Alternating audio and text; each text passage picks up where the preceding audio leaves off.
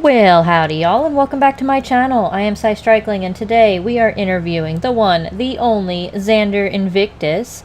How are you doing today? I am doing fantastic. How about yourself? I'm doing pretty well, thank you. It's so great of you to be here. I Oh appreciate no, you. it's a pleasure.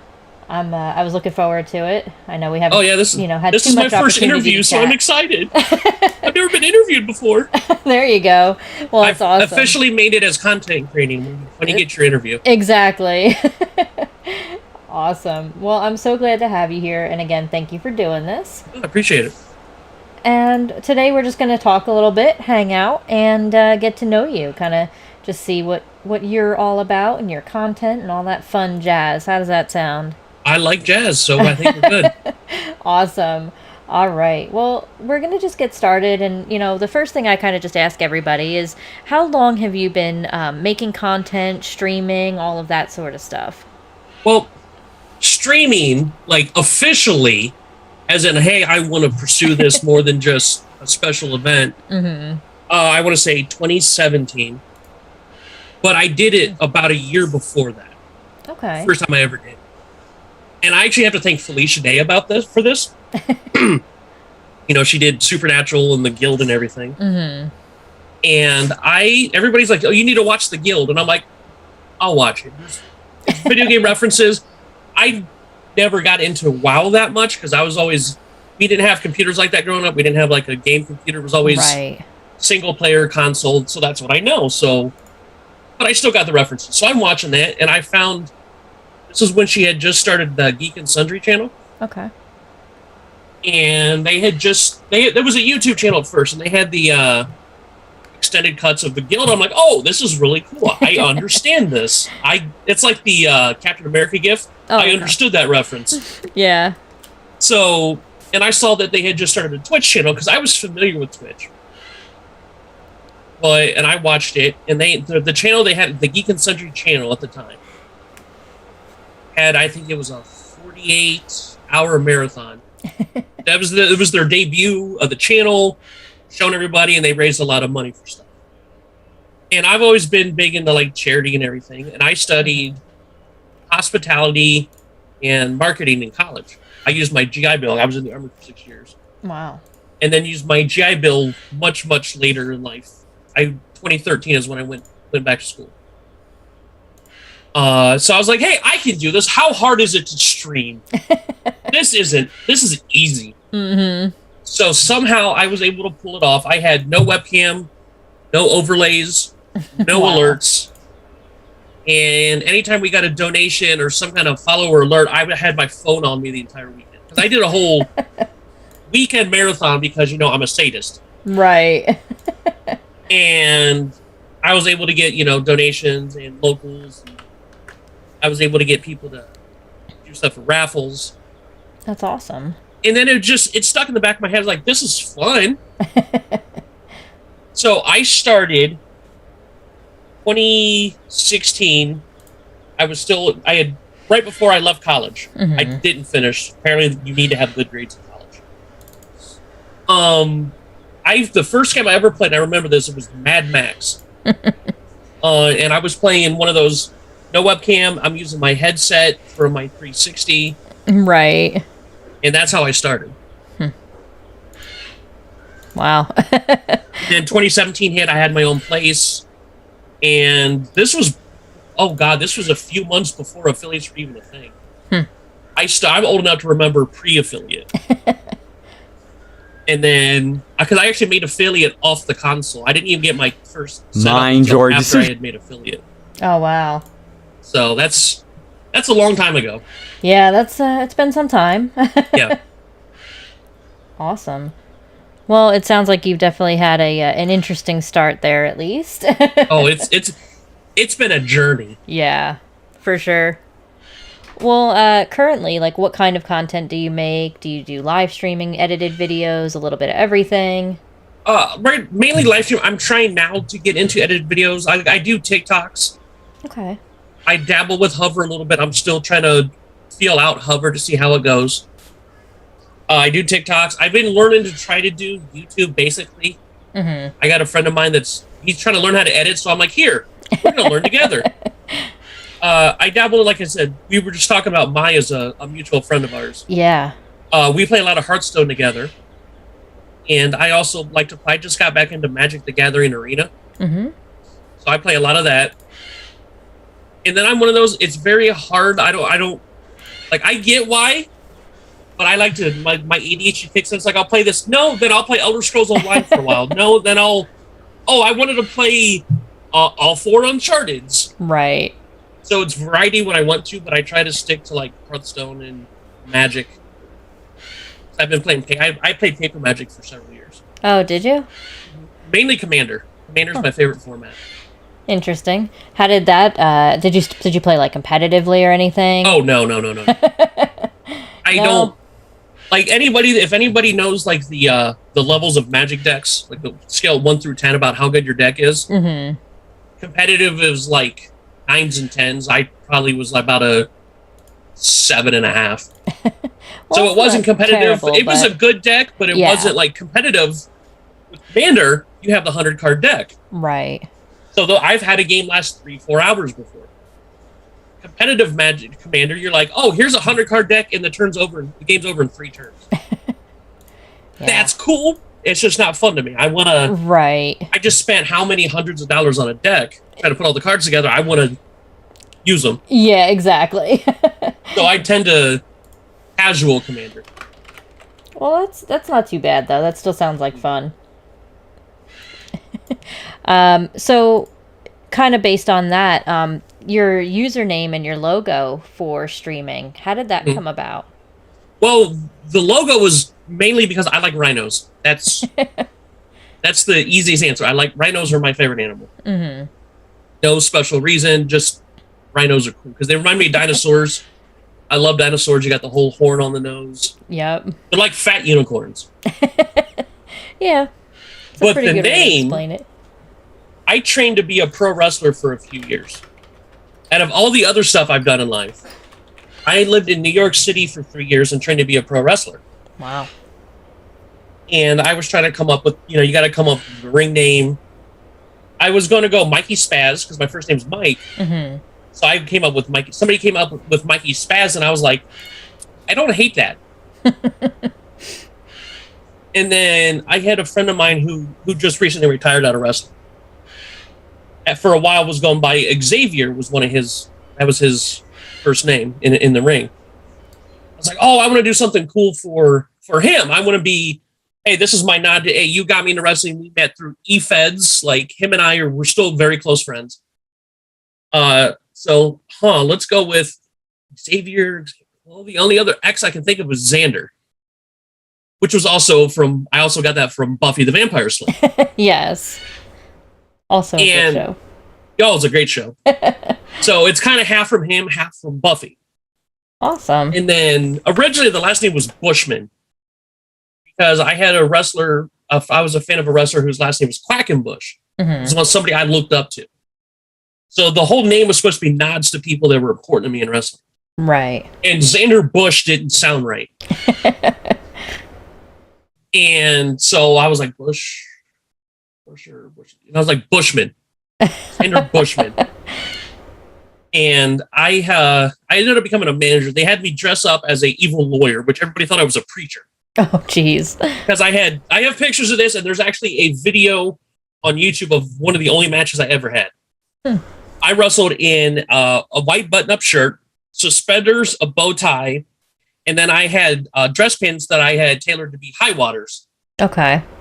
And I came out with, I took what it was a black book, so immediately everybody thought Bible, because you get the black, Right. book. And what it was is I went to Barnes & Noble and spent $10 to get the complete works of Edgar Allan Poe and just took the dust jacket off. That was supposed to be a law book. Yeah. And then I was starting to get ideas of how I wanted to move on from that. We were coming up with storyline ideas. And then I got hurt. I got kicked in the hand. Oof. It was like one of those freak accidents, nobody's fault. My hand was just not where it was supposed to be. Yeah. It was just, in wrestling, you're going to get hurt. Right. Yeah, that's the hand is. As opposed to, yeah. Huh. So, and then Hurricane Sandy hit. Mm-hmm. I lived in New York during Hurricane Sandy. But I was like, I got this cool idea. I had a buddy of mine drop some gear for me. I had this awesome idea, and I was like, Xander Bushman does not strike fear in the hearts of, even with the cool jacket. And it was like a very Japanese / Matrix style thing. I had the cool mask. I had a face paint idea that made sense. And I had to come up with a name, a new name, because Xander sounds cool. Right. So I was like, Bushman sounds like I want to get beat up. And I came up with the name Invictus. Because there was that rugby movie that came out that had Matt Damon and Morgan Freeman in it. And I've dabbled in rugby and I like watching it. But it also means, like, in Latin, it means like invincible or unconquerable. So I came up with Xander Invictus. That works. And then real life got in the way and I ended up moving back to my hometown. I'm from Ohio. I moved back to my hometown. And I was like, well, when I finally got into start using Twitch, I was like, well, I can't just use my name and I got to come up with something cool. And I'm like, well, Mikey Spaz would fit in the Twitch landscape. Mikey Spaz fits. But I also had Xander Invictus in my back pocket. Right. That's where it came from. I was almost a pro wrestler. Yeah, there you go. And now the funny thing was, I went to the House of Glory in New York City. That's where I went. And it was kind of funny. I always think it's a joke because they had just started, because it's a promotion with the school. Like you at least have a promotion to work with after you graduate from school. Right. It blew up after I moved away. It blew up, and now it's one of the biggest promotions in New York City. Oh wow. Yeah, like they get like names.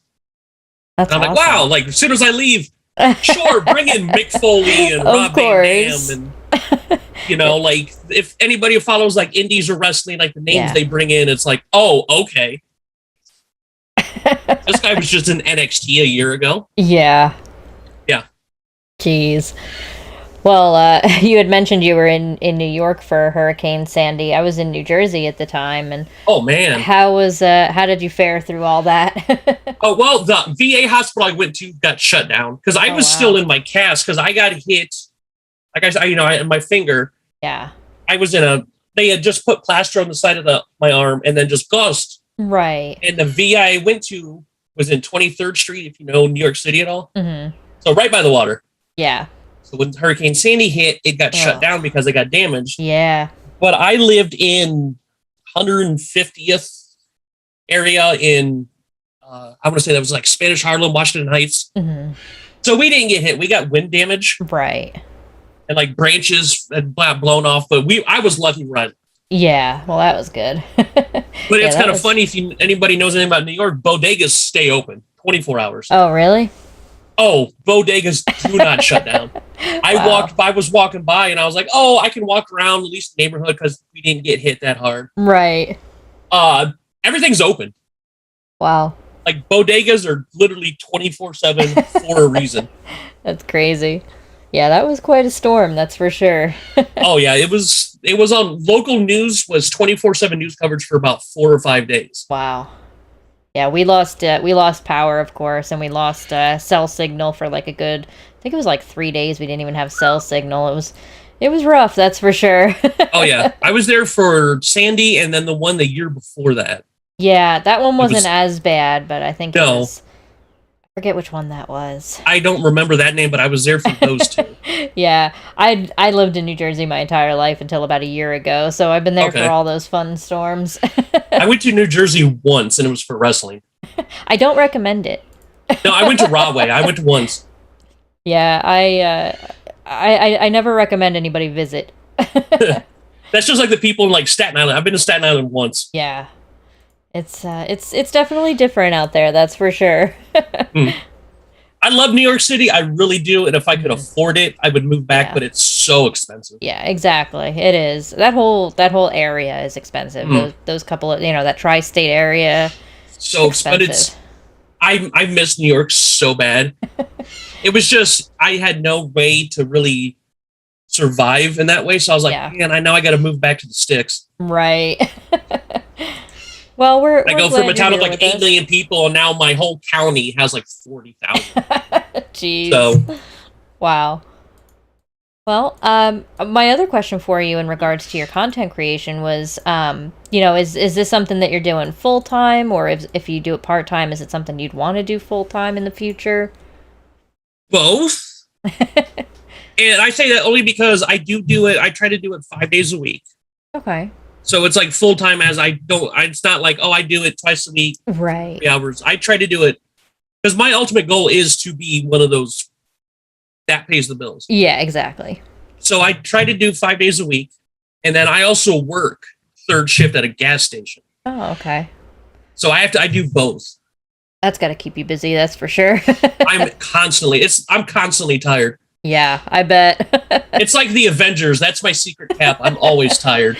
Yeah, no, absolutely. Now, do you see, what are your goals as far as when you see yourself going full time? Do you have any kind of like timeline in mind that you're trying to reach? I did have a timeline year wise when I first started, and then just real life got in the way, mental health got in the way, stopping and starting got in the way. Because if you stop and start, it's Yeah, it's I've rough. done it 3 times, so It sets you sucks. back. I started on Twitch, left Twitch, went to Mixer, left Mixer, came back, went to Twitch, and I'm still suffering. Yeah, I remember the Mixer days. Yeah, I was on Mixer for a little bit. Yep. This was when, and then I left about a year and a half before they shut down. I kind of saw the writing on the wall about a year prior. Gotcha. Just about from what I saw. Yeah. I thought it was time for me to move on. Yeah. And I actually met some people I'm still friends with from Mixer. Oh, wow. Like I still go to their chat. I still go to their channels and chat, and we're acquaintances on on Twitch. And I met them through Mixer. Wow. Well, that's awesome. So now it's not a year time frame, it's money. Yeah. That makes sense. Yeah. Because I know how hard it is to trust me, I know how hard it is to make money. I've hit the payment since they started doing payments for affiliates. I've hit it 3 times ever. Yeah. And 2 were within the last year. Wow. Yeah. So I know and when I know I can make enough money off that where I don't have to work anymore. Right. Because I have that, and like I said, I have a podcast I just started. When I can and I have other things I want to do. I'm not one of those that's like, oh, here's a couple small ideas. No, here's 18 big ideas I want to do all at once. Right. Sure, I have no time, but sure, let me add this other massive huge responsibility that I want to do. Exactly. Because once again, I'm a sadist. Yeah. No, I hear that. It's one of those things, I think a lot of people do the same thing where, they have all these, big ideas, and it's just finding the time for all of them. Oh, yeah. I have my 2 huge ideas are taking up all my time, and I'm trying to start up a 3rd huge idea. Wow. Well, in regards to that as well, starting out streaming, like if somebody was just to start out, what do you think the hardest part is? Failing and giving up. Because I tell, like, people have always asked, what's good advice to give somebody when they want to start streaming their content? I tell them fail. Mm-hmm. Which is weird. When it's like, hey, I want to pursue this, like, yeah, all right, fail. Which is doesn't sound right. Yeah. But the thing is that you need to fail at first. Yeah. Because you're like, okay, this didn't work. Okay, now that I know that I just bombed this big thing, can I get back up and try it again? Right.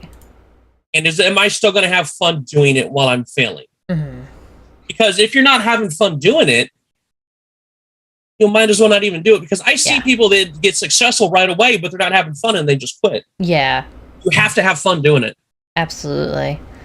Yeah, no, that's absolutely a good idea. And, it's one of those things where if you can fail, but you want to keep going and keep pushing, then it's like, okay, then you're good to go. I failed so many times since, like I said, I probably officially started around 2017. Mm-hmm. All the things I've tried and failed with is like, there's no way I should be still doing this and having fun. Yeah. I've tried different games, gimmicks, graphics, this, that, and the other, and There's only Yeah. been one that remotely I stuck with that remotely worked. Wow. And well, two kind of worked with because it kind of fits in. I'm trying to tie in all my content creating in one, so one feeds off the other, kind of like a whole symbiotic relationship. Right. Well, that definitely is. It sounds, tricky to get started. That's for sure. It is like, and I tell people, don't buy a brand new massive computer setup. I made affiliate off my Xbox. Yeah, definitely. Like, start with, and the whole. They always say, "Oh, I'm going to do it 6 hours a day." Yeah. 6 days a week, 10 hours a day. It's like you're going to burn yourself out. Right. Yeah, that catches up quick. Yeah, and I still get burnt out now doing it. Yeah, I can imagine. So just do it a couple hours at a time. Don't try to go full time with it unless you know it's something you want to do full time. Right. That makes sense. Awesome. Well, I heard, what your best piece of advice is, but what do you think is the worst piece of advice you've ever gotten?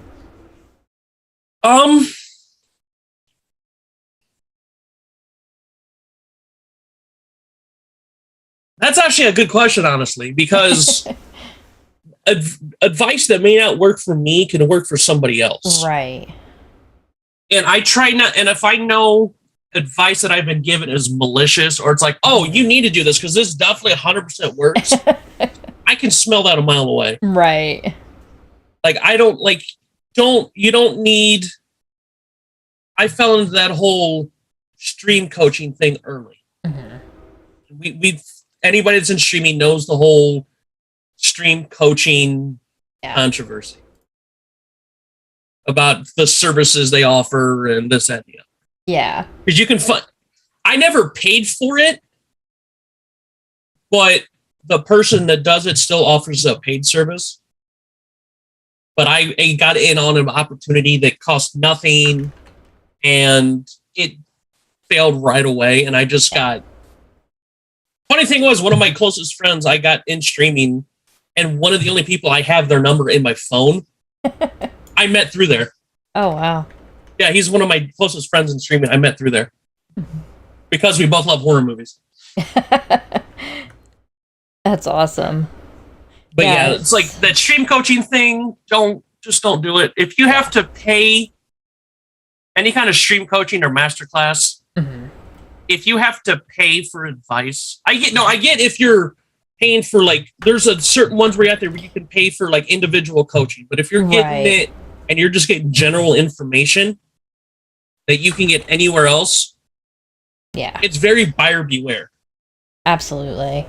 And there's one person I have paid for that I would highly recommend paying for is Loco. I don't know if you're familiar with her.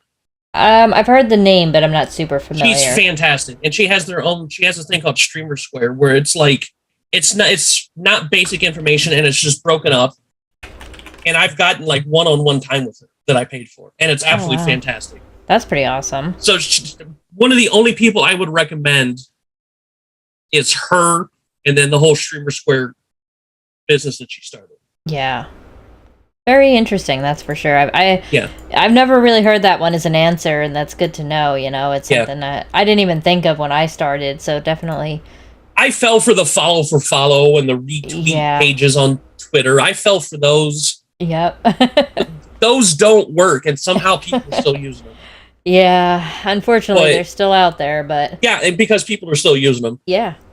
And I fell for it. Like I used them myself. There used to be, I don't know if you remember the Twitch channels that used to be, oh, you put your Twitch channel in my chat, and everybody that puts their Twitch channel in their chat has to follow you type thing. I fell for that. I thought I was doing something good, and sometimes you have to learn by doing the wrong thing. Yeah, that's true. Unfortunately, sometimes that is the best way to learn. That's how I learned. Yeah, no, absolutely. Well, we did hear a little bit about some of your hobbies. We've heard about, wrestling, and you play Magic the Gathering. And what other kind of hobbies do you have, or anything that you like to do in your off time? I'm a huge Dungeons and Dragons. I haven't played in a long time, but I'm a huge Dungeons and Dragons fan. Okay, that's interesting. I love doing the dice and paper. Yeah. I had my first character I named Trogdor Strongbad off the song.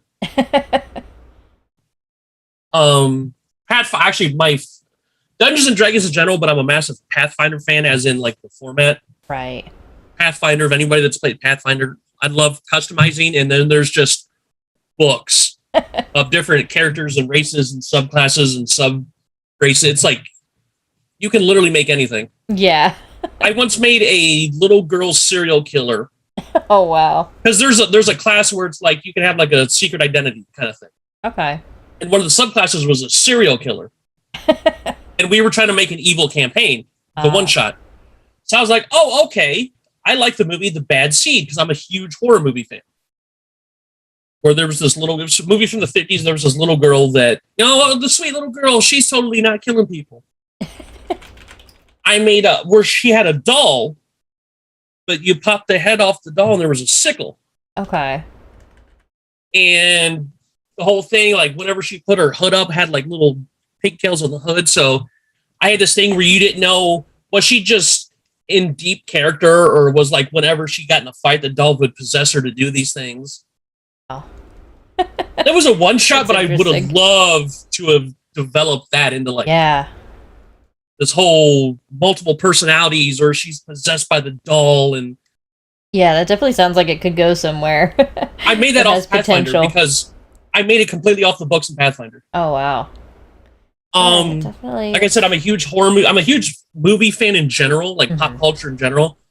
Movies, like I love horror movies. I'm a big slasher movie fan. Are you? Yeah, I love slasher movies. Nice. What would be your favorite, you think?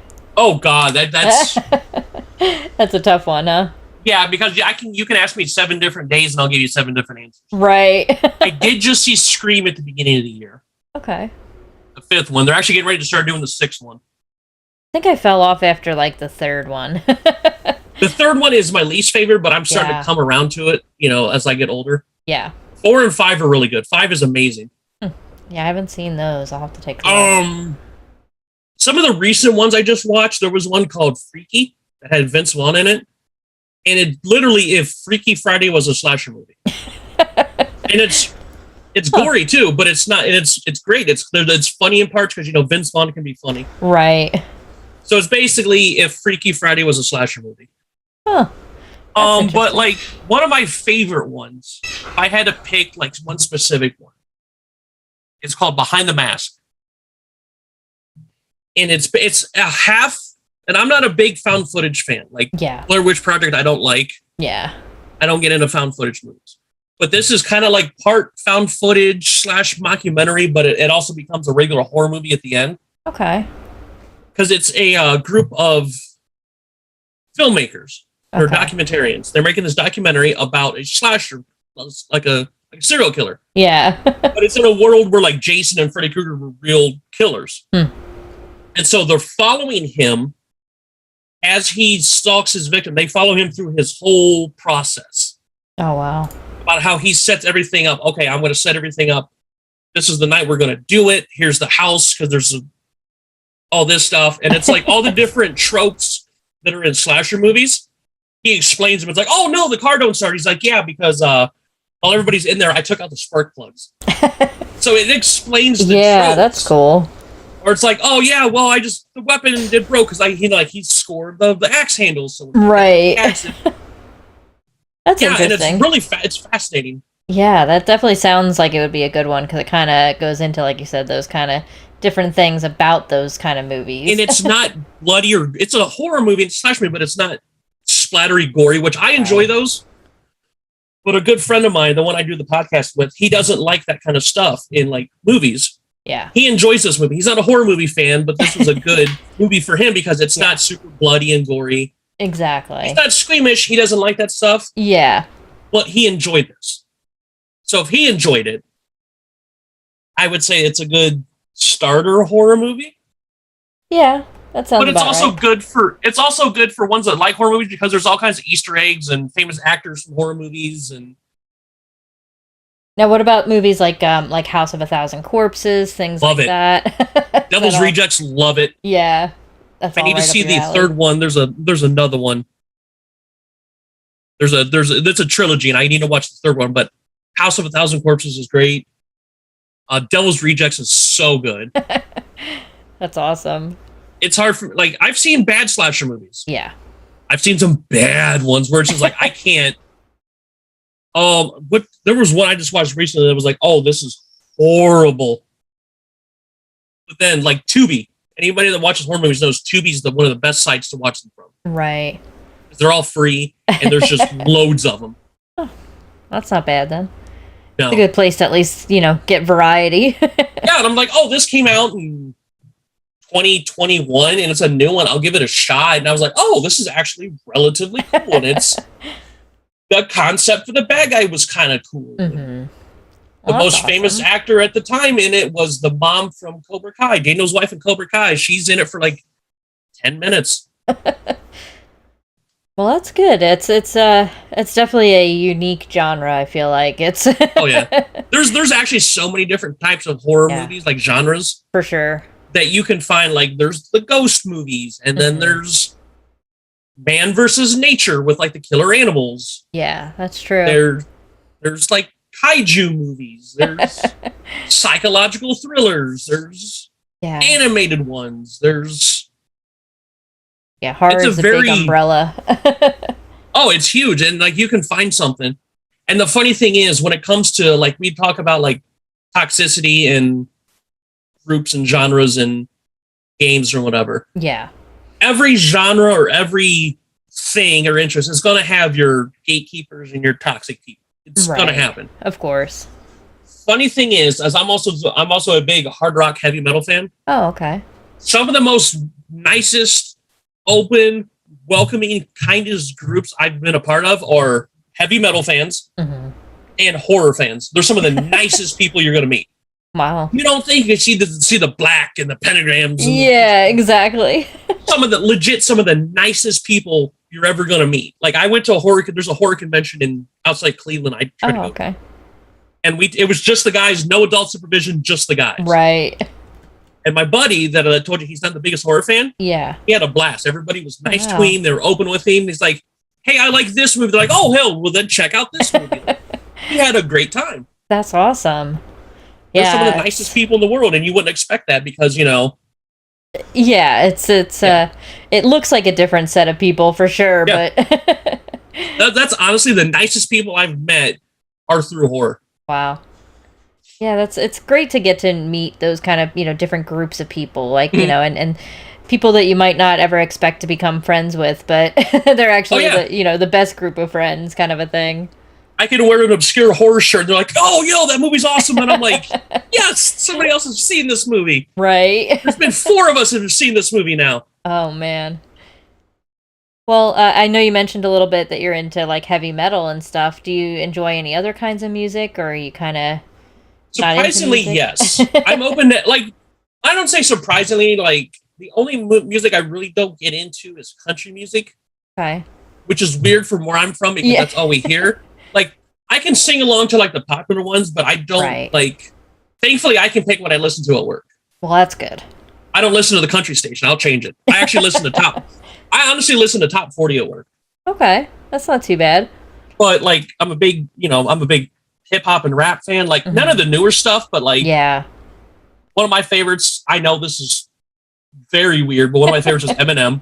Okay. I know that's an obscure rapper, I know. But, like, I do, like, Ludacris and DMX and Tupac and Biggie. Like, actually, honestly, more West Coast and Dirty South. Right. People are surprised that I listen to stuff like Bone Crusher and Yeah. like Yin Yang Twins, because I was like, when I was in the Army for, like, 6 years, I was in Texas when it was, like, you're talking like 2003, 2004, when, like, Dirty South rap was, like, its peak, most mainstream. Right. So I was exposed to that down south. So I was like, but then I've also been to operas before. I went to an opera once and I thoroughly enjoyed it. That's interesting. Yeah, I'm the same way. I like a huge variety of music. Been to different concerts and all that. But yeah, music is one of those things for me that I get into. What do you have that's like a grounding thing for you? Is there something that you like to do or listen to or watch or anything like that, just to kind of like when you need to relax and chill? Oh, well, I actually have a coloring book app on my phone that I'm always using. Okay.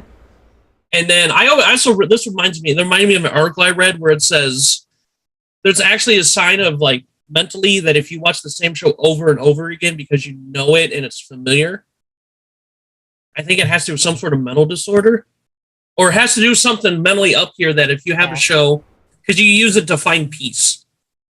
Okay. Like for me, it's The Office, the U.S. version of The Office. Yeah.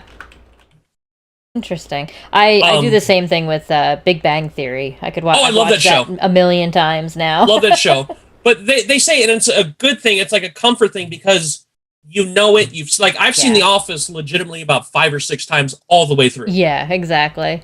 I know the inside jokes. I know from the cold open what episode it's going to be. Yep. And it's comforting because I'm familiar. I know what's going to happen. Mm-hmm. I get all the jokes. Well, we did have a question from the live chat from Hatsubi, who says, what is your favorite kind of cheese? Provolone. Provolone, huh? Provolone. That's interesting. I never used to be a provolone fan, and then living in New Jersey, of course, you have to go to Jersey Mike's Subs, and you get the the regular Italian sub, and it has provolone, and I actually it grew on me. Or if I can get like homemade mozzarella, where it's the bright white mozzarella, like there's a huge difference. Oh yeah. You don't want just like shredded in a bag. Yeah, like I'll eat it. Like if I go to Subway, I'll get mozzarella, but if I can get that bright like shiny, make you blind white mozzarella that's homemade. Yeah. That's a different kind of mozzarella. Oh, you're from that area, you understand. Oh yeah. For sure. Well, awesome. In addition to cheese, what do you think the best flavor of ice cream is?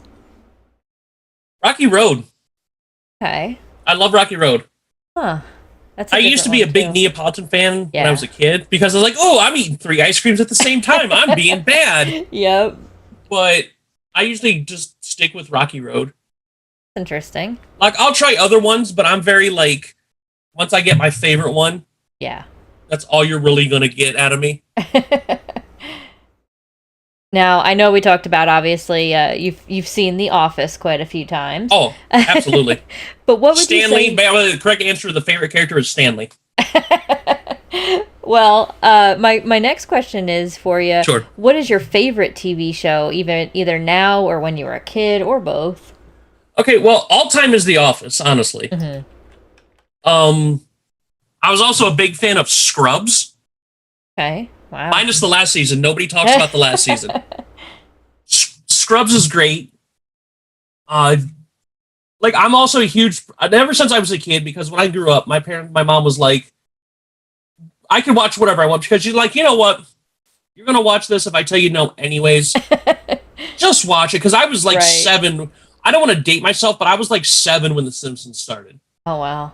And that was like, oh, we can't watch this. It's going to ruin kids. Yeah. And then, later on Family Guy and South Park and whatever. But yeah. Simpsons was that show where it was like, oh my God, this is going to kill society. But I watched it anyways because my mom was like, you're going to watch it anyways. So I got into like procedurals and cop shows ever since I was a kid. Oh. So those, like if I had a comfort genre, give me a cop show. Like I have literally seen, except for the newest season, I have literally seen every episode of Law and Order SVU. Oh, wow. It's over 400 episodes. Yeah, that's a ton. But I've also like, like any kind of cop show or like spy show, like I like Burn Notice. Oh, okay. That like medical dramas, which is weird. Everybody's like, oh, you're a medic in the army. It's like, yeah, I don't want to. You don't want to go into that now. Yeah, I'm just like, why did you get into that when you guys like, I did it for 6 years. I'm good. But it's like, hospital shows I'll watch, but I'm just like, meh. Those never stuck with me though. But if you give me a show with like, I was about 7 or 8. Yeah, I'll be 40 in about 2 weeks. Well, actually, literally 10 days. There you go. Wow. 10 days. A week from this coming Tuesday. It's coming up quick. Yeah. But, you give me like any kind of car chase, shootout type cop show that's 100% not realistic. Yeah. The funny thing was, the cop said one of the recent most realistic cop shows is Brooklyn Nine-Nine.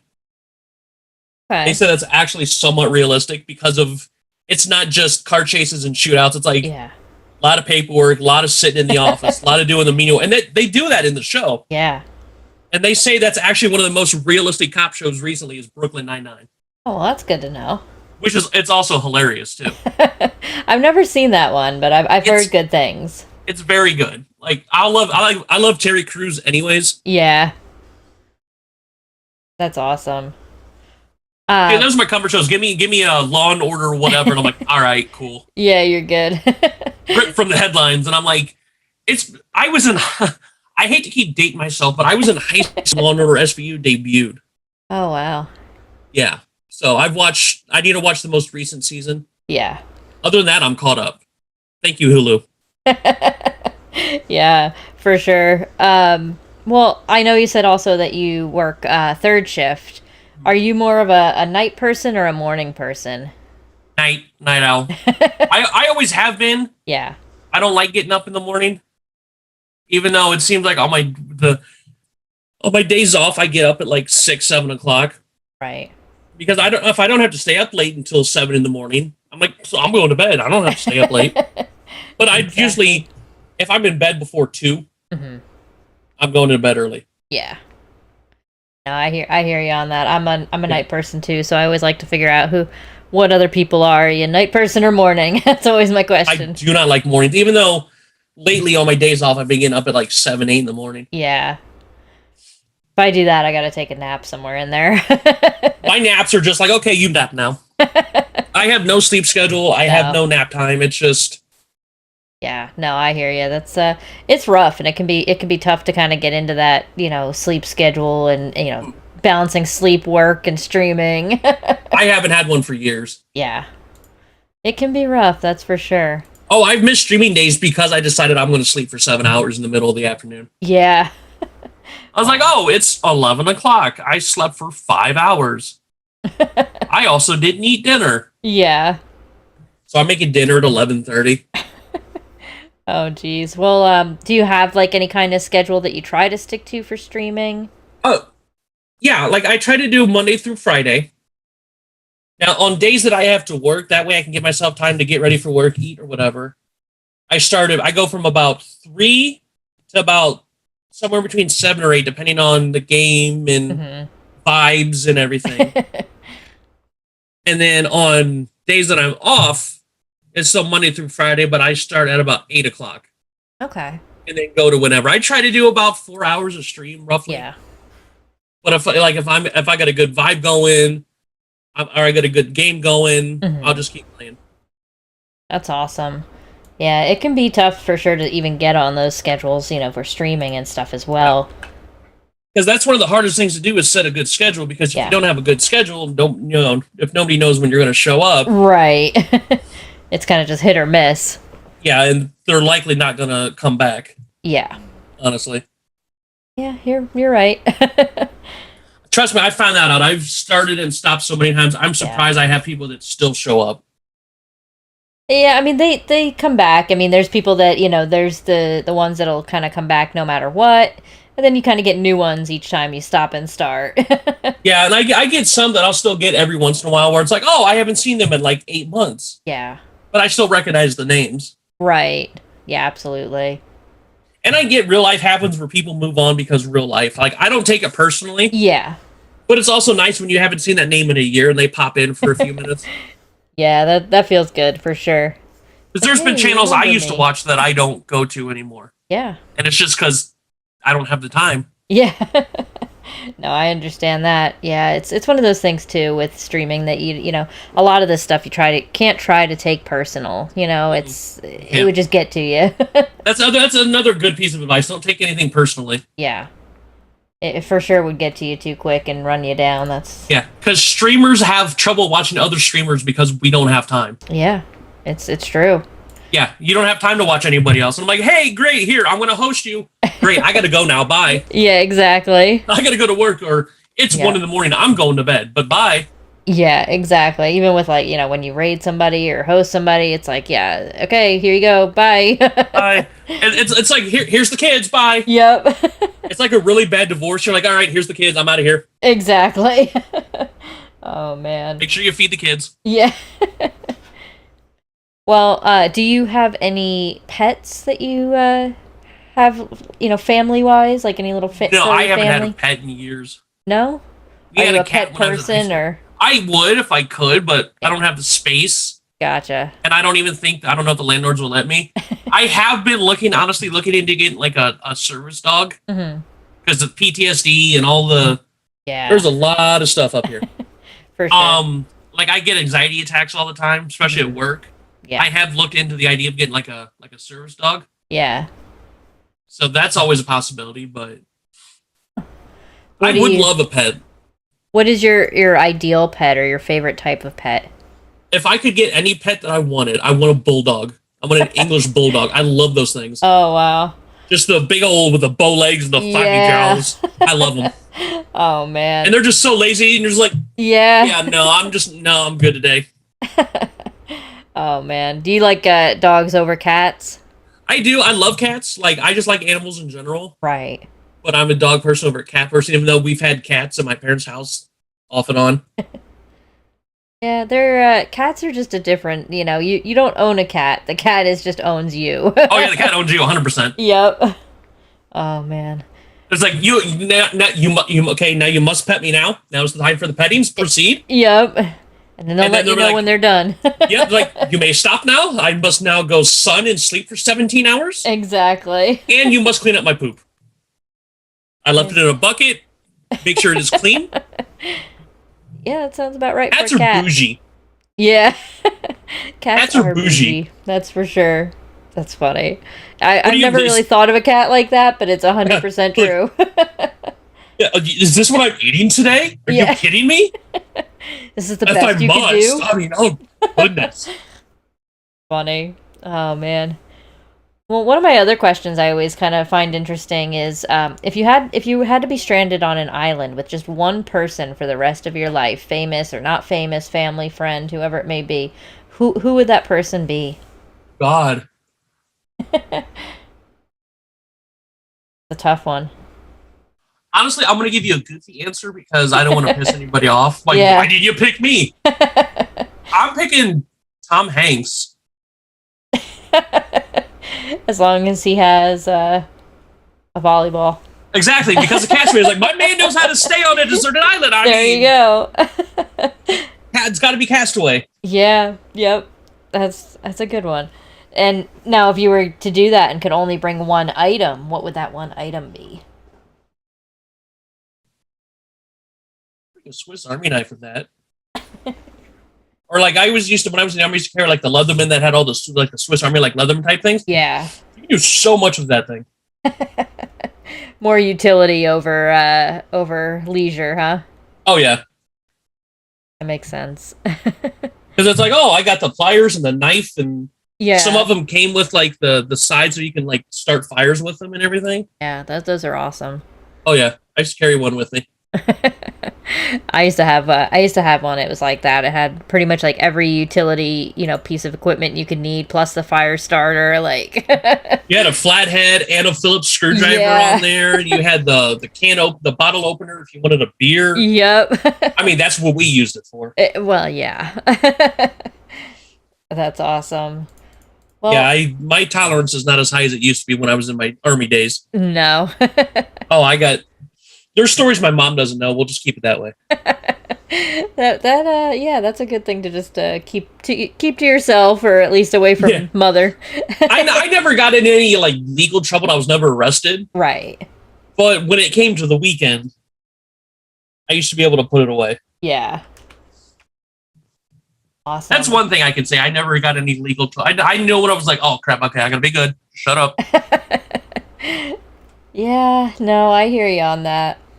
Well, awesome. Let's see. The only other thing that I usually like to try to get into is, if you won the lottery, say you won $10 million today, what would Okay. you do with it?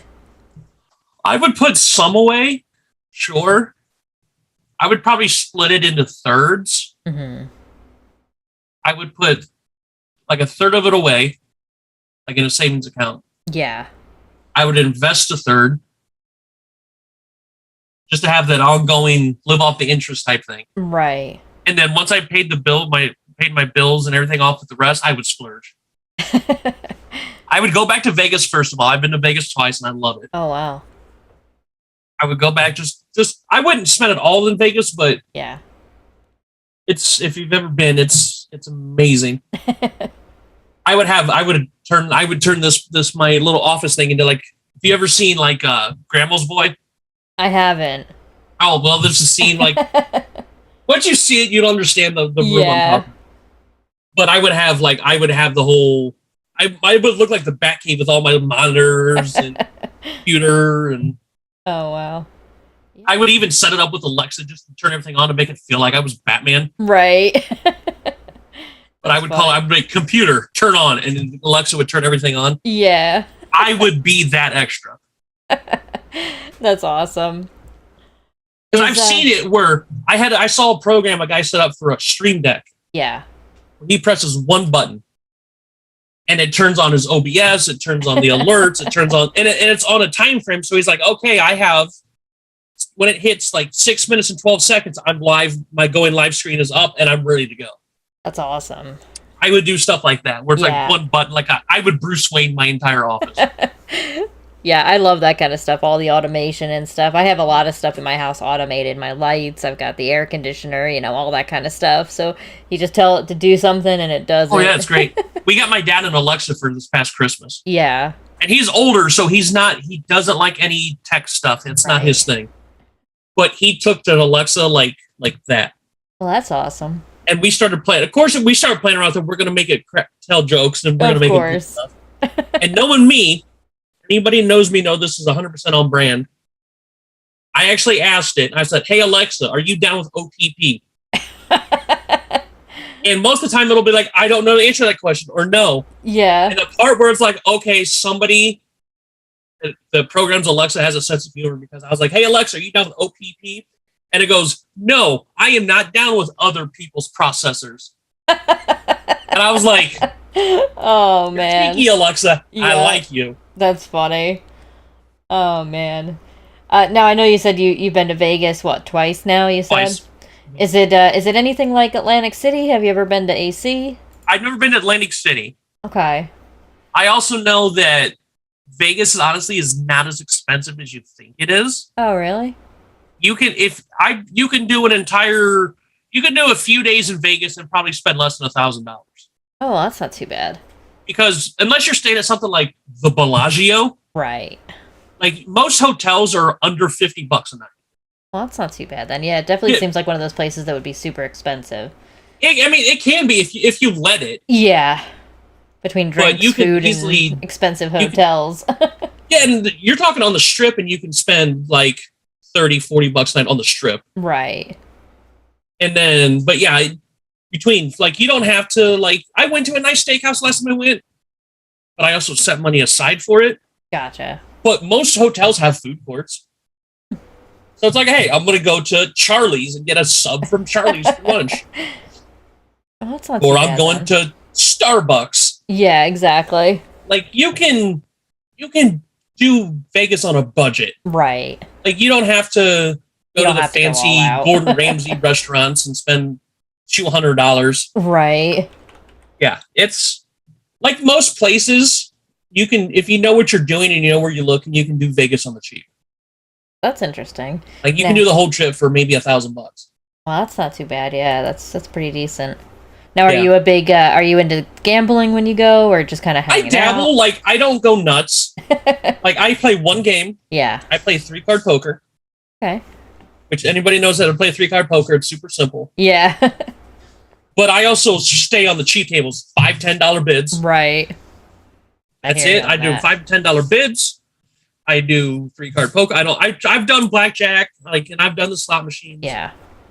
But when I go to any place to gamble, 3-card poker, $5 to $10 a bid. Because I'm not trying to sit there and I just lost $400 in 2 minutes. Right. Okay, I'm done. Exactly. The funny thing, the last night we went, Because I went through the school I went through was the hospitality and everything. Yeah. Because we were all supposed to be 21. They were like, if you're a senior in college, 20, we'll make an exception, but you just can't gamble or anything. Right. So our faculty advisor, who was my faculty advisor, but she was also the chaperone Okay. for the trip, she's like, hey, I got 2 rules. Don't get arrested, don't get married. These are the things you have to be at while we're here. Like, we had to go to a convention. Yeah. It was I went to a bar nightclub convention the first year, which was actually run by John Taffer, the guy that did Bar Rescue. Oh, okay. I actually met him and Little John at the convention. Oh, wow. That's awesome. Separately, but... Yeah. And then the second year we went, it was a catering convention. Okay. She's like, you have to go to a convention. We toured Zappos, the shoe website. Yeah. We toured their whole campus, because they're one of those new campus style... Oh, yeah.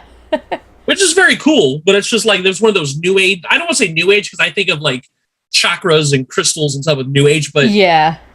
Newer, you know what I mean by the new campuses. Yeah, yeah. That's what they are. She's like, okay, this is where we're going to be at. You need to be here, here, and here. This is what time you need to be down at the desk for the plane. Bye. Yeah, pretty much. All right, on your own. Don't call me. I'm going to be doing stuff too. Don't call me unless it's an emergency. Yep. So she's like, all right, this is where we need to be. You're on your own. Fend for yourself. Oh, nice. That sounds like it was a good time then. Oh, yeah. I mean, a lot of times we all still hung together. Right. Like, we went towards Zappos, and that's really close to Fremont Street, the old Vegas. Okay. So some of us were like, hey, you guys, let's go grab some lunch. And then we went to the Heart Attack Grill. And then we just walked around Fremont Street for a little bit, checking out all the different places. Oh, wow. Anybody that drinks, most of like the Strip and Fremont Street is open container, so we're just having a beer, having a margarita. Yeah, that's awesome. Now, are you a food person? Do you like to try different kinds of foods? Oh, I do.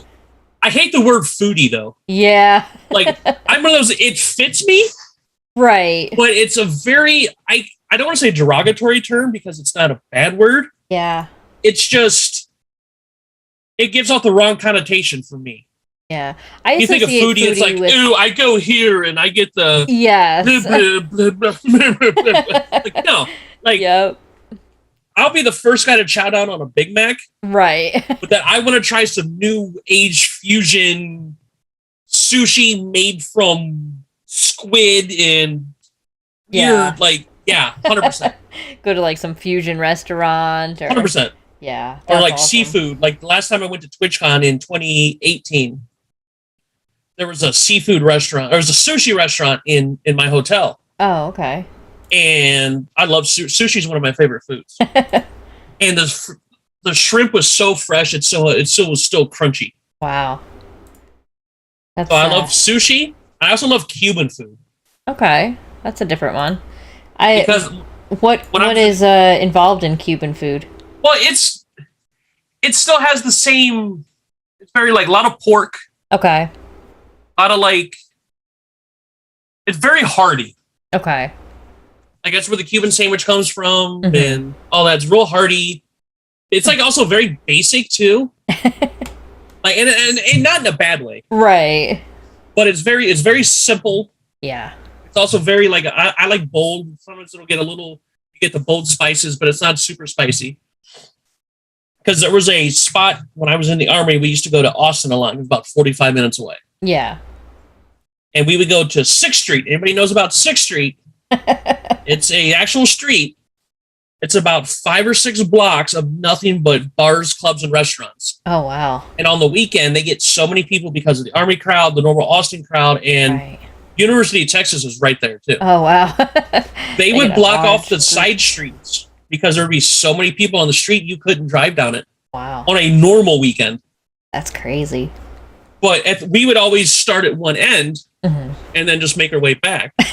We'd also get there early enough to park under the underpass before the parking attendant got there. Yeah. So we never paid for parking. Oh, wow. We got there before he did. Crazy. So there was a spot called Cubano Calle 6 right there at the end. It was a Cuban restaurant. And food was so good. Yeah. And one of the things I remember was it was a Cuban sandwich. but instead of bread, they use plantains.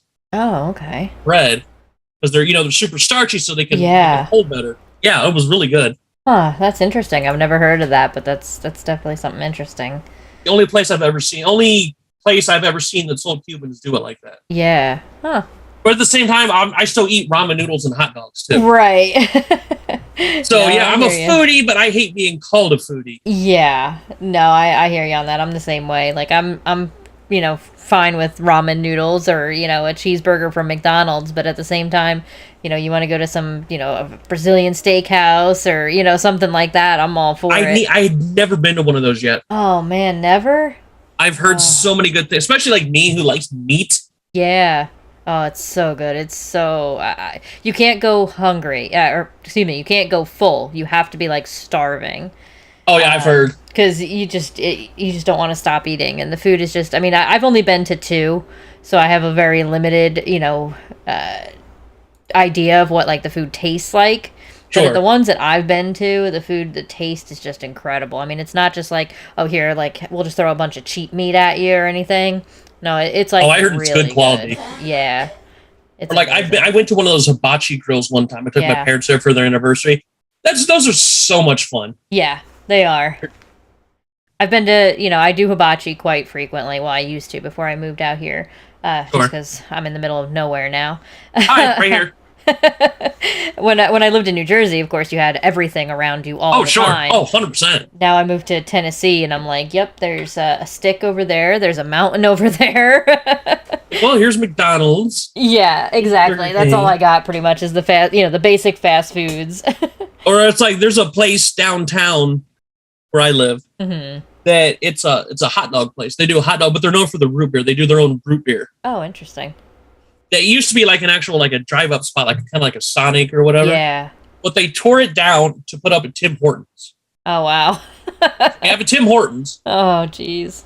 but they use one of the downtown open areas, Hmm. like all the open buildings downtown, and they put it in there. Huh. So I can go get a hot dog, a chili dog, and a root beer still. But then there's also a restaurant like right around the corner from it that it's like, oh, we sell filet mignon, and it says market price on the menu. So it's Interesting. where it's like, yeah, I went there for dinner on my own one time and dropped like $60. Oh, wow, yeah.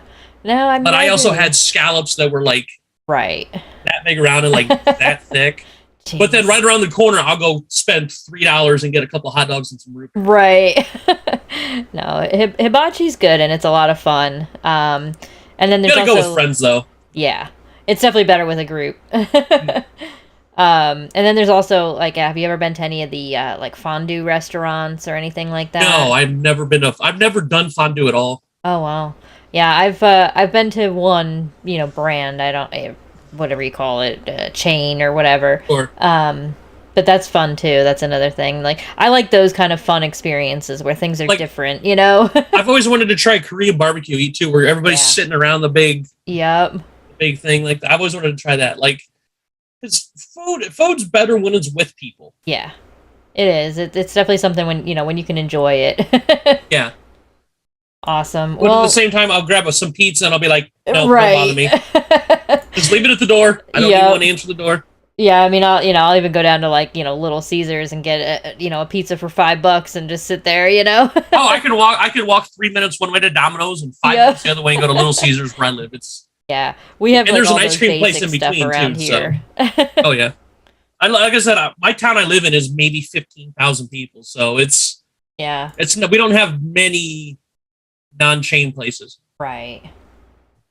Yeah, it's So like whenever I go out of town or I go to like conventions or I'm going to a city for whatever, I don't need to go to a chain restaurant. I have them here. Take me to the cool local places. yeah. It's always something where I'm like, yeah, if I'm gonna go somewhere for food or go splurge on food, it's got to be like an experience, not Yeah, just I'm not gonna go just to a local food. place. Yeah. I don't want to just go to, okay, it's a fancy steakhouse, you can get good steak, and by all means, that's fine. But for Sure. the most part, if I'm going to spend the money, I want it to be like a whole experience. Like I went the last time when I went to TwitchCon 2017. It was when it was in or Long Beach. Yeah. I went to that one by myself. It was in Long Beach. Hmm. I actually went to a dueling piano place twice in 1 week, the whole weekend I was there, only because everything closed up early, even downtown. Oh, wow. Which stunk if we're there for a convention. We want to go out and do stuff. There was a seafood place, and they made lobster rolls there. And some of the chunks of lobster were like that big. So, wow. like, if you're gonna do if you're gonna give me lobster, I want lobster roll. I want that big. Right. Like, I'm not gonna get a lobster roll in Ohio. Yeah. If I'm gonna get a lobster roll, I'm going to Long Beach. Give me some seafood. Yeah. I love seafood on top of that. Yeah, it's not one of my favorites, that's for sure, seafood, but I can appreciate good seafood, even though I might not eat it. If I'm in your town and I can smell the water from where I'm standing, yeah, chances are I'm going to get some pretty good seafood. That's awesome. Yeah, I, of course, growing up in New Jersey, seafood is, a plentiful. There's plenty of seafood joints and stuff, but it was just never my thing. So I can, like I said, I can appreciate good seafood, and I know, I can tell when I look at something if that's going to be good seafood or not. But instantly. Yep. Plus, I'm also the kind of guy that I love watching stuff like Top Chef and Hell's Kitchen, and I'm like, how do you not know that you don't know how to make that? Like, you become like an armchair like chef, and like, are you stupid? Yeah. Do you not know that looks horrible? Yep. I used to do that too. Watch the Food Network was a big one. Yeah. Watch that a lot. So I hear Bar Rescue. Like, I love Bar Rescue. But I also watch it from, like, because it's, my mom was a server, and between real life and college and everything, I've been in hospitality off and on since I was a kid. Right. So I can watch it and be like, oh my God, why? Like, I can watch it more than just trash TV. I can watch it because I was like, are you... Like, there was even a Hotel Impossible one that was called Hotel Impossible. It was on the Travel Channel. Yep, I remember that. And I'm like, how do you not know do you not know what a star report is? Why are you charging that? That's why no one's coming here. You're charging that much. Yeah. Oh, man. That's funny. It brings back a lot of memories. So it's funny if you got somewhat like experience in something, you're all of a sudden you become an expert because you know a little bit about it. So all of a sudden you're an expert. I'm like, what? Can you not see the bed bugs? That's funny. It's so true, though. Awesome. Well, that's my trash TV. Other people have Real Housewives. I have Bar Rescue and Hell's Kitchen. Yep, for sure. Awesome. Well, this has been a lot of fun, but I don't have a whole lot other questions here for you. I don't have anything from the live chat. Did you have anything that you wanted to share with everybody? Oh, well, I actually do have I did start a podcast a few months ago. Okay. We were talking about the whole content creating and everything. Awesome. What's the name of that one? It is called Dropkicks and Attractions. It's DNA for short. Okay. I wanted to use the double helix logo, so I named it DNA and then named it. I gave it the acronym first. Right, and then kind of got the name from that. Yeah, that's awesome. Because the idea is, I'm a big wrestling fan. Yeah, and obviously into pop culture and stuff. Right. And it's the idea how to show how wrestling and pop culture are like intertwined more than people think they are, which is where I got the double helix idea. Yeah. Then I got the DNA. Then I got Dropkicks and Attractions. So what we do is it's a weekly podcast. Okay. But every other week, we started in January 11th, 93, because that was the first episode of Monday Night Raw. Okay. You know how big Monday Night Raw is now. Yep. So we talk about the TV wrestling that was on that week, and then we alternate. That's like, we'll talk something in like a movie or a TV show that came out in 93, so you can not only see how they're intertwined, right, but you can also see what was big in wrestling in the 90s and then what was also big in movies and TV. Okay. And then we talk about pay-per-views and give them pay-per-views get their own individual episode because pay-per-views are bigger and the matches usually longer. Right. So we're about a month out of TV. Like, we're still a couple months real time from us. Yeah. We're about a month out from WrestleMania 9 talking about it. And then pop culture wise, we did Mr. Nanny because I wanted to do a blatant movie with a wrestler and not like a scene or a cameo or like one line. I wanted to do something blatantly with a wrestler. So I did Mr. Nanny. We've done Groundhog Day, which actually had a wrestling reference in it. Okay. We've done True Romance because we don't do just family movie and kids movies. Like, we do some put the kids to bed and put on True Romance, because that's Right. not for kids. Everybody's seen that? That's not for kids. That was written by Quentin Tarantino the year after he did Reservoir Dogs. Oh, wow. So it's not for kids. No, certainly. I couldn't tell. Let's put it this way. I can't tell you my favorite line on this show right now. That's funny. Yeah, definitely. It's a great movie. It's a fantastic movie. But I can't tell you my favorite line right now. We've done SWAT Cats, the Radical Squadron, the first season. Everybody remembers that. We did Saved by the Bell, the college years. Mm-hmm. That was only one season, and oh my god, was that show horrible? Yes. I called it Saved by the Bell, the double standard. We went 2 hours, and I did not like that. I liked one episode out of that entire 19 episodes. Oh man. We did Nightmare Before Christmas. Okay, that's a classic.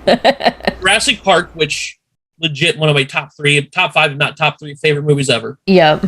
So yes, I'm excited about the new one. Yeah, me too.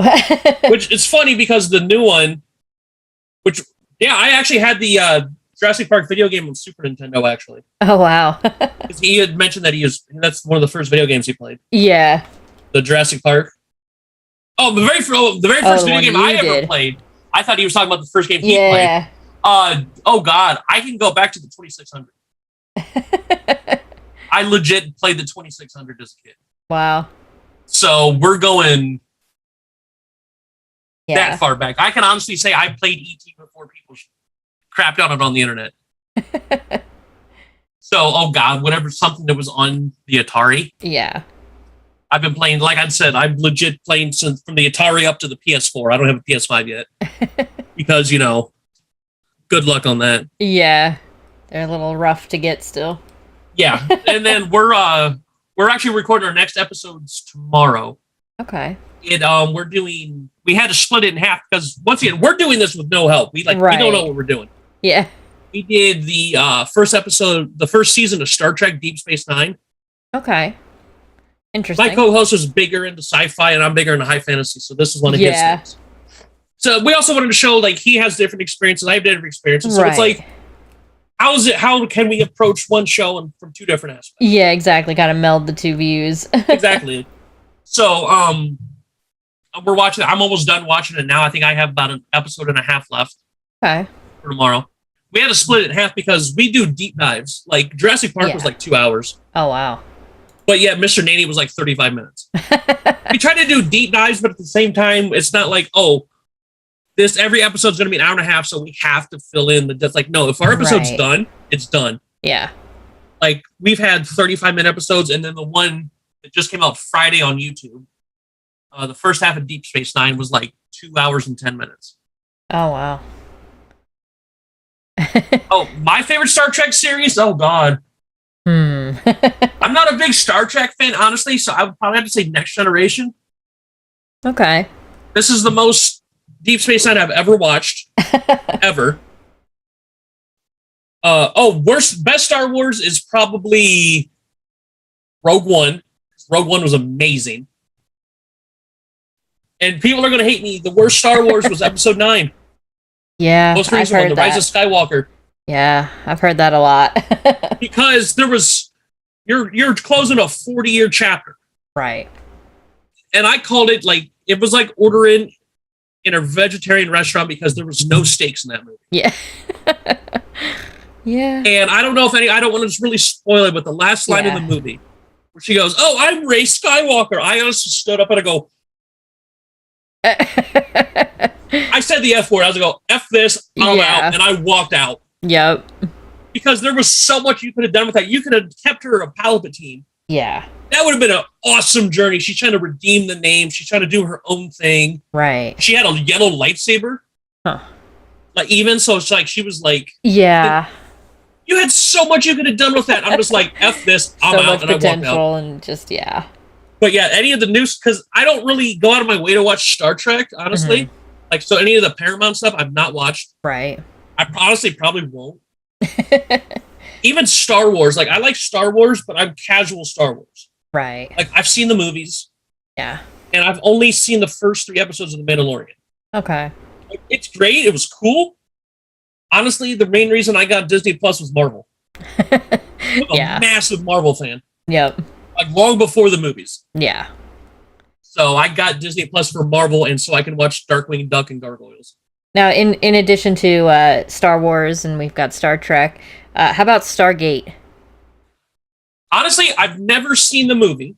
Okay. Maybe a handful of episodes of the random show, Yeah. but I have played the game on Genesis. Awesome. I've played the game more than I've watched the movies and the TV show. Yeah.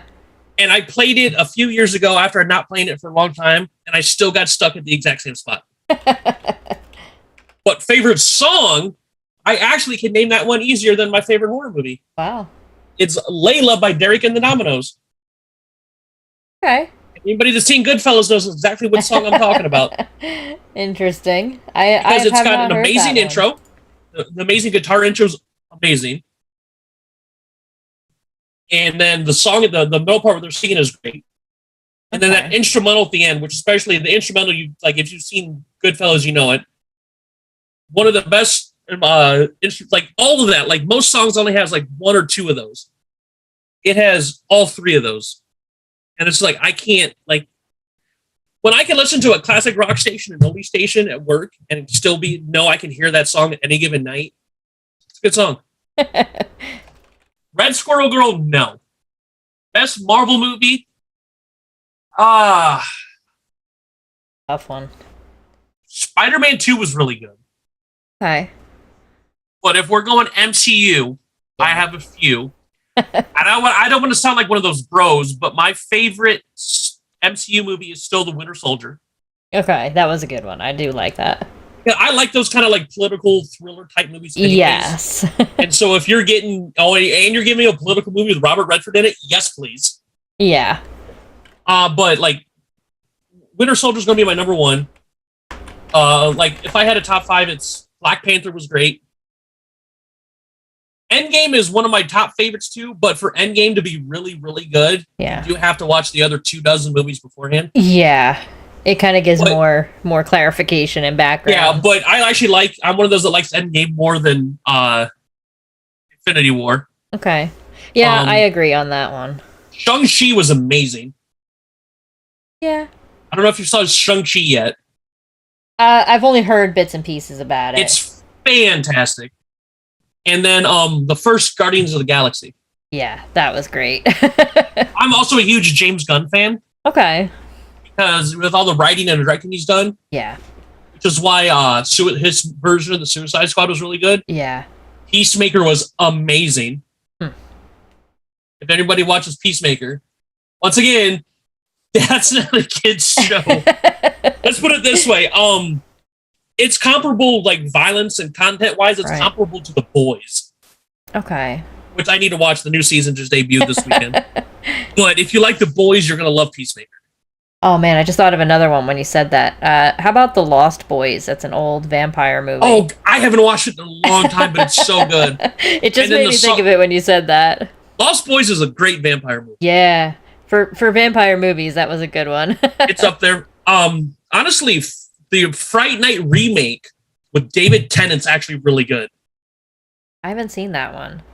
The original Fright Night's great. But they remade it, and they had Colin Farrell as the main bad guy. And then the guy that Peter Vincent, the original, I don't know if you've ever seen the original Fright Night. No. Basically, the guy, he's supposed to be like a horror movie host, like a TV show host. Okay. He's like, vampires aren't real, and then they have to fight vampires in it. He's like a TV show host kind of guy. Okay. Well, they changed it because David Tennant plays him. Oh, okay. I love David Tennant. Yeah. But he's basically Chris Angel. He's dressed like Chris Angel, but it's all a thing because when he's backstage, he takes all the crap off. Oh, wow. But he's a fake Chris Angel that ends up helping fight the vampires. And it's a rare horror remake that's good. Oh, wow. Because it's Colin Farrell. Right. David Tennant. We love David Tennant. Yep. Yes, that's my favorite Doctor, by the way. I honestly haven't finished watching his seasons yet. Uh-huh. Because I liked him so much, and I'm sure the other ones are great. Yeah. But I'm using Doctor Who logic. If I never finish watching these episodes, he never transforms, so therefore he's still Doctor Who. Yeah. That's my weird take on it. I think I got like, I haven't watched it in years, but I think I got like 2 or 3 episodes left of David Tennant's run. Yeah, I grew up in a weird time with horror movies and that kind of thing, with like The Lost Boys. We would Oh watch yeah, The Faculty a lot. We watched. I love the faculty. Thank you. Somebody else has seen the. Wait, do you like the faculty? I did, yeah. Good, thank you. The faculty is so slept on. It is. It's so good though. I loved that movie. I watched it I a love ton. so. And The I mean, I soundtrack's was a kid amazing. at the time. I was maybe like, I don't know, maybe like 11, 12, stuff like Yeah. that. But it's so good. Oh, the faculty's like I can't speak highly enough about that movie. It's one of the most underrated horror movies I've ever Yeah, seen. for sure. I really like Oh, that see, you one. get me talking about horror movies, we're gonna be here all night. See, and it's funny because I'm not a huge I like horror movies, but I don't watch many nowadays. I watched a lot more as a kid when I was younger. Or But those were like the better ones. I feel like even those from 20 years ago or so. Those were the real good horror movies. like if you like, there's another underrated one from around that time. It was about towards the end of that phase or era of horror movie. Right. There's one called Valentine. Heard of it, but I never saw it. It's got David Boreanaz. It's got Denise Richards in it. Like basically all these girls that grew up together, one by one, they're getting picked off by this dude in the Cupid mask. But it's great. Huh. It's like if you like that era of horror movies, like that late '90s, turn of the millennium. Yeah. I think you'd enjoy it. Those were the good ones. Yeah, I think you can easily find that on a streaming site. Yeah. Look up Valentine. I think you would. It's a good. It's not. It's like an hour and a half ish. I'll definitely look that one up. That era, I think you would enjoy it. Yeah, it sounds like something I'd like, so I'll definitely have to look that up. Plus the soundtrack. I mean, it had the era soundtrack. Like it was. It's a time, but I think it holds up. Yeah. The 90s, that era, like 90s, even late 90s, was good times for movies, for music. Oh, yeah. Oh, yeah. Don't get me started on the music. Yeah. That was the best music. I mean, I'm a huge music person. Like, I listen to music. I would listen 24/7 if I could. And just there's a different... It's just so different now from then. Oh, it doesn't compare. No. Even though I have Olivia Rodrigo in my gym playlist. Yeah. That's like a rare exception. I was like, it takes a lot for me now to get to a pop song where it's like, oh, it hooked me in. Yeah. Like, good for you, hook me in deep. That's literally on my playlist I use when I work out. Yeah. That's awesome. But like, I'll go like, you give me some Britney Spears. Yep. Or like, even though I hated it because my sister used to listen to it all the time, so you're supposed to hate whatever your siblings don't like. Right. I will get down on some In-Street and Backstreet Boys now, like you won't believe. Yeah, I went to a Backstreet Boys concert in 1998, an NSYNC concert in 2000, and when I went to the NSYNC concert, Britney Spears opened up for them. Oh my! Like I would be excited now. Like if I was then, I'm like, oh, this is stupid. Boo! Now I'm like, ah! Yep. Me and my sister were big. We were fangirls, of course. So my mom is claustrophobic. Oh, okay. She braved because we had a Sam Goody when I grew up. Yeah. Which once again, I'm dating myself again. I remember Sam Goody. I remember it was Music Lane before it was Sam Goody. I'm that old. I used to buy my rap CDs and my wrestling VHS tapes there. My mom is claustrophobic, and bless her heart, she got in line day one to make sure my sister got No Strings Attached the day it came out. Oh, wow. And you remember those crowds? Yes. My mom braved those crowds being severely claustrophobic. Wow. She won't ride elevators. If there's stairs, she won't take an elevator. Oh. Unless she has to. She got in line day one to get No Strings Attached for my sister. That's crazy. Man, I remember those days. I remember waiting in that line. TRL. I used to watch TRL a lot. Yep, exactly. Oh, when MTV played music. Yeah. When MTV was still good. I love Ridiculousness, but it's literally the only show on there now. Yeah, it's definitely not like it used to be, that's for sure. Yeah. Oh, man. Making me feel all nostalgic over here. I can talk about music when it comes to like nostalgia or pop culture. Yeah. We can make this an all-night conversation. Yeah. Oh, you remember this? Oh my God. I know, man. Like, you're the only other one that watched this too? Sweet. Yeah, and you're not much older than I am, so I understand so many of those references. Like, I just picked up at my local I just happen to have this here because it's right next to Yeah. me. I don't go to GameStop. I have a local video game / movie shop that actually has a skate shop in the back too. Oh, wow. Well, because the guy that owns them is a skater, so he actually legit has a skate shop in the back. That's awesome. I picked up for $30. All 7 of them. Oh, man.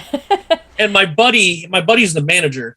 Oh, okay. Oh, I love ridiculousness. It's like, oh, Yeah. I can put it on TV and not change the channel for 17 hours.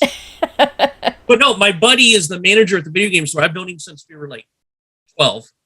Oh. That actually was his copy. He actually had to get that from Canada. But it's all 7 movies. That's crazy. So I'll watch, your deep psychological thriller or layered political drama. But then I'll also put on Police Academy because those are just brainless, mindless. Right. I can do popcorn movies, but then I can also do your sweeping epics or your deep layered. Yeah. Like, it takes a lot for me not to like something. Yeah. Well, I've seen horrible movies. For sure. There's plenty of those. What about, all right, I gotta know, Biodome. Never watched it. Oh, man. I've seen reviews on it. I saw the Nostalgia Critic do a review on it. Yeah. I've never seen it, and I don't know. The dumbest movie, but hysterical. But I love dumb movies. Like I said, Yeah. Grandma's Boy's pretty freaking stupid. Right. And I still quote that movie to this day. Yeah. I grew up on a lot of those as well. The, stupid, they're so stupid that they're funny kind of movies. And Airheads. Yep. I love Airheads because one of my mutuals on Twitter just talked about how that's an underrated movie, and I was just like, yo, somebody else is watching Airheads. Who would win in a fight between Lemmy and God? Lemmy and God. Wrong. Trick question. Yep. Lemmy is God. Well, there was great movie. Like That's Dogma. a stupid movie. I don't know if you ever seen Dogma. Oh my god, it's my favorite Kevin Smith movie. That was such a stupid movie, but it was good. It was so good. I loved it. Anybody that loves Dogma, reminds me of that scene from Step Brothers. Did we just become best friends? Yep. And it's so hard to find. Yeah, it really is. Because it's not on streaming sites and it's not in print because of licensing issues. Yeah. The store that I got this at, my police company, has it on Blu-ray. Oh, wow. Used. It's $70 used. Wow. That's crazy. I would buy it because Dogma is my favorite Kevin Smith. And I've seen most of his movies. I've seen most of the one Kevin of my Smith favorite movies. I mean, it's so stupid, but just hysterical. Like, I just love that movie. I've never seen Romney and Michelle's yet. I haven't seen that one either. But if you want a good one that's kind of like, it's not stupid, but it's kind of weird in a funny way. Yeah. You ever seen Gross Point Blank? Never seen that. It's got John Cusack in it and Dan Aykroyd and Minnie Driver. Oh, wow. John Cusack, basically what it is Romeo and Michelle reminded me because it has to do with the high school reunion too. Right. John Cusack is an assassin. It's a funny movie. It's a comedy. He's an assassin. And he has to go back to his high school reunion. It's in a small Michigan town. And Minnie Driver runs like the super local radio station. Mm-hmm. Like the super small town local radio station. Yeah. And that was kind of like his crush or whatever back in the day. Right. Come to find out, her dad is his target. Oh, geez. But then Dan Aykroyd's also his rival assassin who comes to like kill him and then kill the dad at the same time. But there's also the high school reunion part, and it's funny. Oh, wow. Yeah, that's like interesting. I want to say it was late 90s, 2000s. Like, it's not, I don't think it was, I want to say maybe 2000. Okay. It's a good, oh God, it's bugging me now. I don't think I've never seen that one. It's called Grosse Point Blank because it takes place in Grosse Point, Michigan. Ah, gotcha. So you got Grosse Point, Point Blank. It's right. Like if you like John Cusack, it's a John Cusack comedy. Okay. So if you like John Cusack, you'll be fine. Interesting, for sure. Like I said, I can give you movie recommendations all night. Yeah. No, that's it's one of those things, music and movies I can get into forever. I've seen so many movies in life. Somebody like he can just put another movie in chat. Like, oh, you like that one? Yeah. I know about this movie. Now, how about like because one of my favorite, it was a movie, and then they also made it into like a concert series. Was Lord of the Dance, Michael Flatley. I've only seen the commercials. Okay. Like I know about it. Like I've seen like the clips, and yeah, I never watched it all the way through. But I know 100% what you're talking about. I enjoyed it. My mom took us to a concert for that as well in 1998 before the Backstreet Boys concert. It was my very first one. And it was a Lord of the Dance concert, and it was actually really good, like especially live, just to see it be performed and stuff. It was actually pretty cool. My first concert was Three Doors Down. Oh, really? It was Tantric, Shinedown, and Three Doors Down. I thought Shinedown was this local band because I had no idea who they were. Yeah. Because you're talking 2003. I was in the middle of my first deployment, and me and my best friend went to a concert, and it was like, then I left. I was on leave, and then left to go finish my deployment like 2 days later. Wow. So we went to go see, and I was like, Shinedown. Oh, because I know a lot of times local bands will open up for concerts. Mm-hmm. So I didn't know I knew who Tantric was, and of course I knew who Three Doors Down was. So I was like, oh, Shinedown, they seem cool. And then I come back 6 months later, and they've blown up, and now they were this huge band. Right. And I went to go see them a couple years ago, and they co-headlined with Five Finger Death Punch. Oh, wow. Everybody knows like how massive Shinedown is now. Yeah. But I saw them like right before they blew up. Wow. Have you been to a bunch of concerts? A handful. I've seen. Like, I'm not one of those that's like, oh, I've seen this band 80 times at concerts. Right. Like, concerts are expensive. Yes, very. Like, I work at a gas station. Do you think I can afford concert tickets regularly? No. I've seen. My first concert was Shinedown, Tantric, and Three Doors Down. Mm-hmm. I've seen Red, Seether, Breaking Benjamin, and 3 Days Grace in a concert. Oh, nice. That's a good group. And if anybody listens to 3 Days Grace, this was when 1X was out, so this was like peak 3 Days Grace. Yeah. I've been to Gojira, Lamb of God, and Metallica.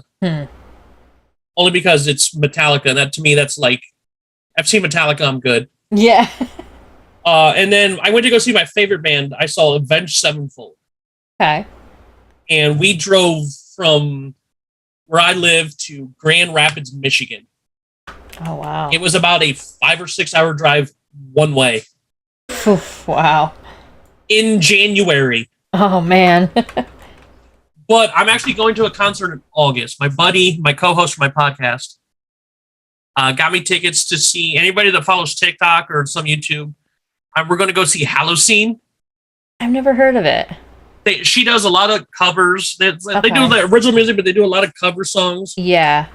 And then she does this thing on TikTok is where I found the band. Is she'll sing a popular song, but she'll sing it an octave higher. Oh, wow. She's got like some Mariah Carey, Ariana Grande range. Oh, wow. That's crazy. Like she sang Take On Me an octave higher. Wow. Like, I don't know how her head just didn't go pop. Yeah.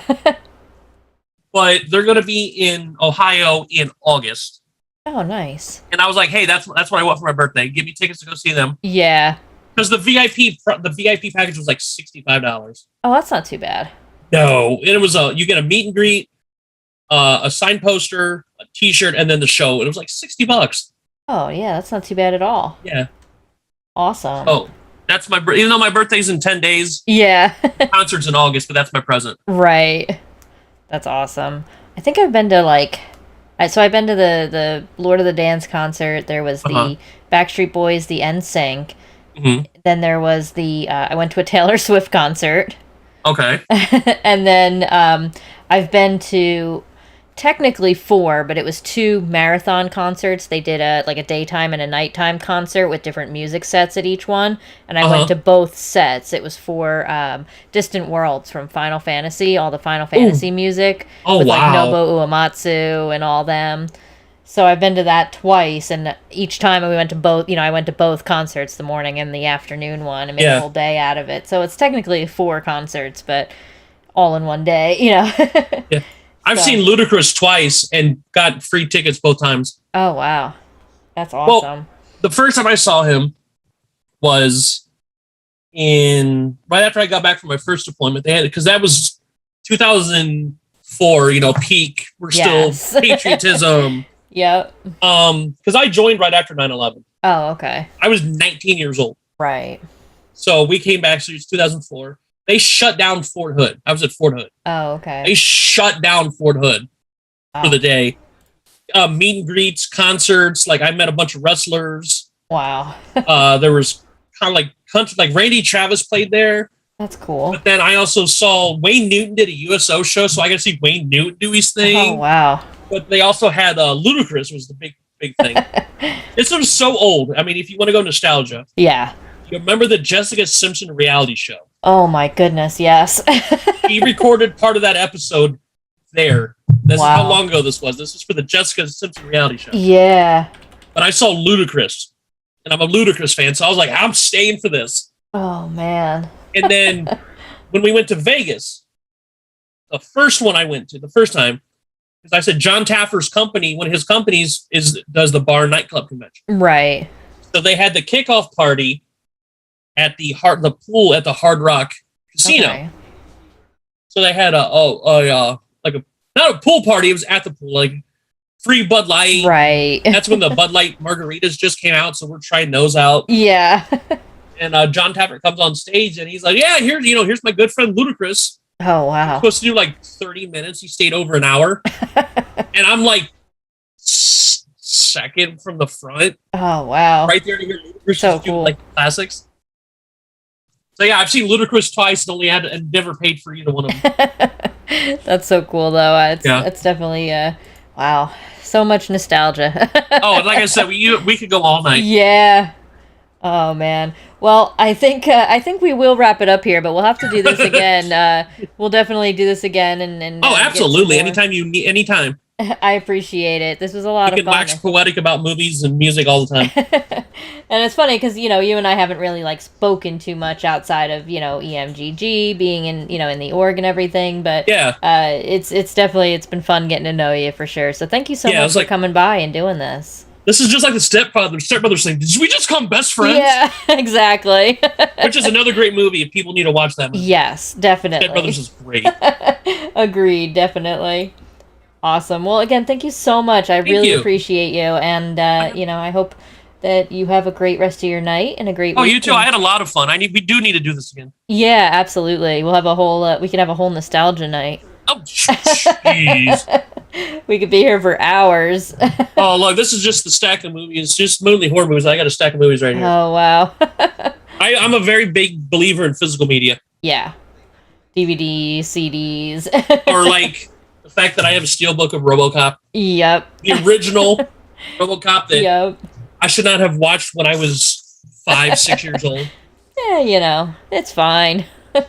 Like I said, my mom didn't care. She's like, "You're gonna watch it anyways." Right. Might as well. I still, even then, I still should not have watched RoboCop at 6 years old. Probably not, but but it's still one of my. And I love that movie. It's a great movie. Yeah, for sure. Awesome. Well, again, thank you so much. Thank you so much. I greatly appreciate you, and like I said, we'll do this again. So. Oh yeah, absolutely. Don't forget, 100%. Everybody, to go ahead and check out Xander's channel. I have been posting the link in the chat there, and it will be in the description of the video as well. And with that, everybody, I am Cy Strikeling, and that is Xander Invictus.